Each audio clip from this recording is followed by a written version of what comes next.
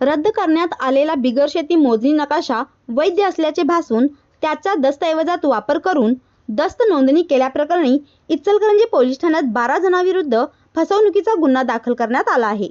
या प्रकरणामुळे दस्त नोंदणी प्रक्रियेत सादर होणाऱ्या कागदपत्रांच्या वैधतेचा मुद्दा चर्चेत आला आहे। पोलिसांनी दिलेल्या माहितीनुसार वसीमराजा रहिमान मुलानी, मनोहर गणपती सावंत, गणपती देऊ सावंत, सौ शफी पुनिसायर मोहम्मद चौधरी, नसीम अली वकील रजक, अब्दुल रहमान वकील रजक उर्फ खान, मुबारक रईस शेख, कमरुनिसा रुस्तम खान, दादाभाई अब्दुल सत्तार देसाई, अब्दुल अजीज वाय एम चौधरी, शफीक जहांगीर फकीर आणि दोस्त मोहम्मद इलाकदार चौधरी यांच्याविरुद्ध गुन्हा दाखल करण्यात आला आहे।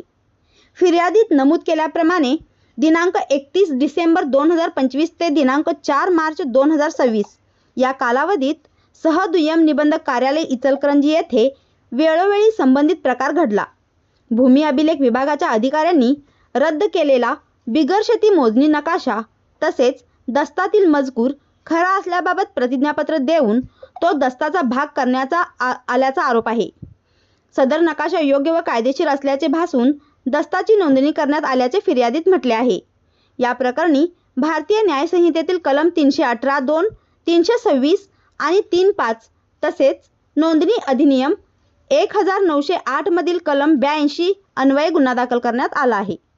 संबंधित व्यक्तींनी शासनाची, सहदुय्यम निबंधक कार्यालयाची तसेच तत्कालीन दुय्यम निबंधकाची संगनमताने फसवणूक केल्याचा आरोप करण्यात आला आहे।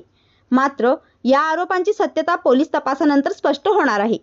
हा गुन्हा दिनांक 22 ऑगस्ट 2026 रोजी मध्यरात्री 12:29 दाखल करण्यात आला।